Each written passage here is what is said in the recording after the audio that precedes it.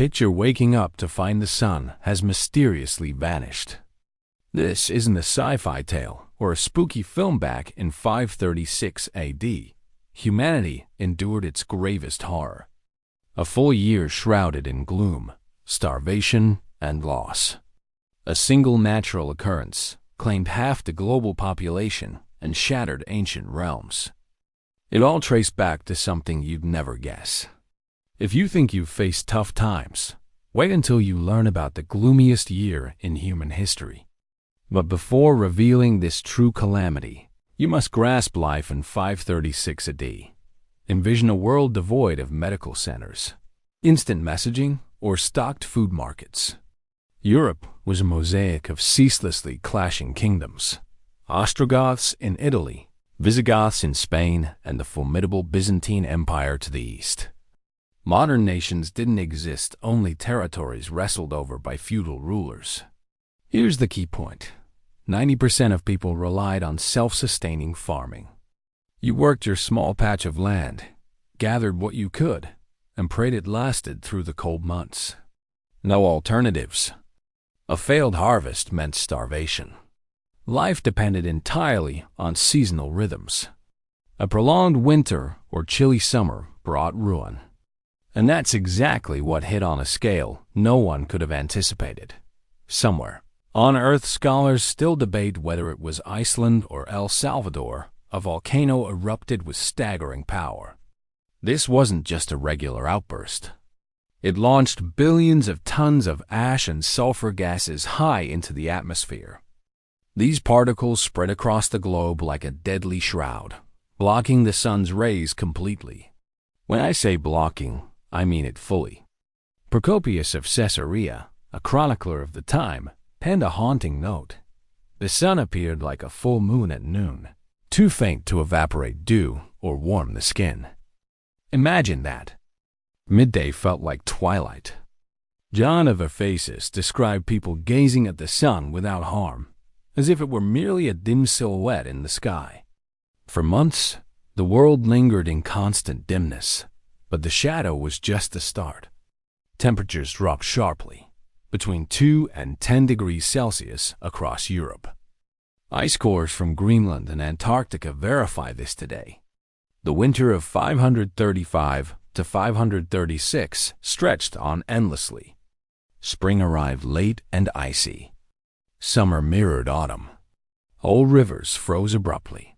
Fields meant to be green became icy deserts. Then came the most frightening phase. Crops started to wither. With crops failing, Europe plunged into utter chaos. Wheat, barley, oats, nothing thrived. Vineyards perished before yielding fruit. Grain reserves drained quickly, and seeds for the next season were non-existent. Let me share a real account that captures the era's despair. A 25-year-old Saxon farmer named Luck left everything behind. He hoisted a sack of barley on his back and trekked over 150 kilometers to the Latian plains, believing he'd find fertile soil there. Each night, he tied himself to a tree to avoid losing his way in the perpetual dark. Every morning, he awoke with an empty belly and empty pockets. But Luck wasn't alone. Whole villages turned into spectral settlements. Families broke apart. Orphan children wandered muddy trails, searching for any edible scraps, bitter roots, tree bark, poisonous herbs, just to delay hunger another day. The situation grew so dire that even clean water became a rarity. Wells grew foul, springs dried up. People drank fermented wine from dawn to dusk, not for pleasure, but because it was safer than contaminated water. Then, when you'd think it couldn't worsen, 541 AD ushered in the plague. It began quietly in Pelusium, northern Egypt. Rats swarming with fleas climbed aboard merchant vessels. These fleas carried an unseen but lethal agent, the bacterium Yersinia pestis. In weeks, it reached Constantinople. Initial signs were misleading fever, chills, body pains, nothing alarming. But the next day brought buboes, painful, dark swellings the size of apples in the armpits, groin, and neck. Then came the bloody cough, dark vomiting, and a fever that scorched from within. Death struck in 3 days. Just 3 days. Procopius portrayed Constantinople as a city expelling bodies. Streets overflowed with the deceased. Church bells rang without pause, signaling one death after another. In months, 40% of the Byzantine capital's people were gone. Emperor Justinian, who envisioned reviving Rome's splendor, watched his empire falter. Armies weakened, unable to battle. Trade routes stalled as ports emptied. The once vibrant Mediterranean trade web became a graveyard of abandoned ships. Society splintered under the pressure. The wealthy fled to secluded estates, unwittingly spreading the plague. The poor, confined in cramped shacks, perished in masses. Priests deserted their congregations. Healers died tending the sick.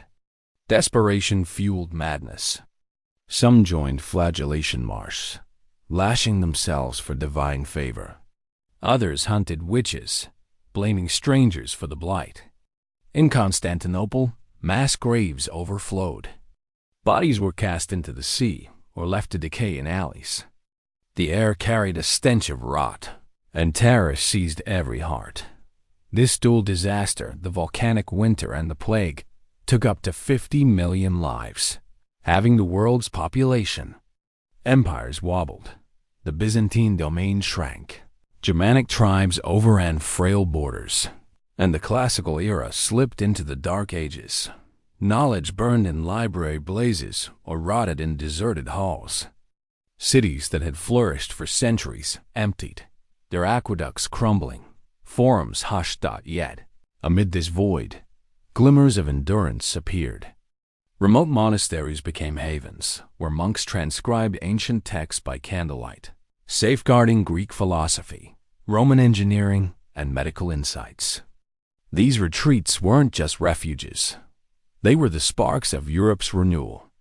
As the ash settled and skies gradually brightened, survivors confronted a changed landscape. Vast tracts of land lay idle, populations decimated. But from this emptiness grew ingenuity. Monasteries didn't just preserve old wisdom. They pioneered new approaches, herbal cures, enhanced farming methods, and the origins of medieval universities. Surviving craftsmen, seeing their trades nearly vanish, formed the first guilds, setting strict rules to protect their skills.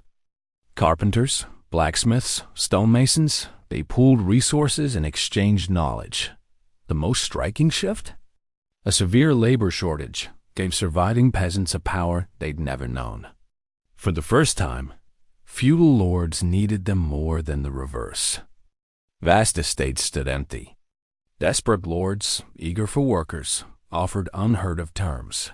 Tax reductions, land leases, even freedom from servitude.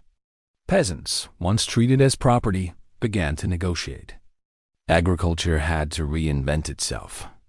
Old techniques failed, so survivors adopted a 3-field crop rotation cycling grains to restore soil vitality.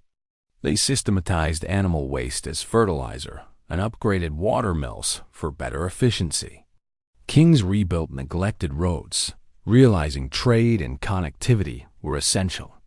Long-abandoned trade paths revived in years, not decades. The deepest transformation cracked feudal rigidity. The catastrophe proved that blind faith and raw strength couldn't shield against distant volcanoes or invisible microbes. People began to question, innovate, seek practical solutions. In Bologna, Paris, and Oxford, universities emerged not just for clergy, but for practical sciences, medicine, engineering, farming skills to preserve lives. What arose from 536's ashes wasn't a patched-up Europe, but a sturdy, inventive, compassionate one. The seeds of what would become the Renaissance were planted in the richest soil imaginable. Human despair turned to optimism. Now, pause and consider, what does this teach us about our current world? In 2025, we have tsunami alerts, satellite weather predictions, global emergency plans. The World Health Organization tracks diseases, strategic food reserves exist, and continents connect instantly. We feel secure, guarded by technology. But are we truly safe? Yellowstone could erupt tomorrow. An asteroid might be detected weeks before striking.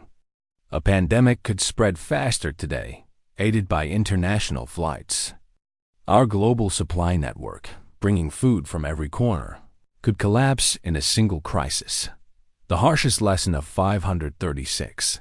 No matter how advanced we think we are, we remain incredibly vulnerable. A single natural event, microorganism, or system breakdown could push our civilization to the edge. But the most powerful lesson isn't our fragility. It's our incredible capacity to endure and adapt. Reflect on this. In 536, there were no antibiotics, communication systems, or food stockpiles. Yet humanity not only persisted, but emerged stronger, more creative, more cohesive. If our ancestors rebuilt an entire civilization with sheer determination, preserved lore in monasteries and steadfast resolve, imagine what we can achieve today with our technology and scientific knowledge. True, strength isn't avoiding every catastrophe. That's impossible. It's our ability to adjust, learn, and turn disaster into opportunity. The survivors of 536 didn't know they were sowing Renaissance seeds. They simply refused to give up, protecting what they could, innovating where needed, moving forward. Perhaps that's what we must do now, not living in fear of the next 536, but building a society so resilient, adaptable, and humane that when the next great challenge arrives, and it will, we'll be prepared not just to endure, but to emerge stronger beyond it. Because that's the true essence of history's lesson. We aren't fragile by accident. We're resilient by design.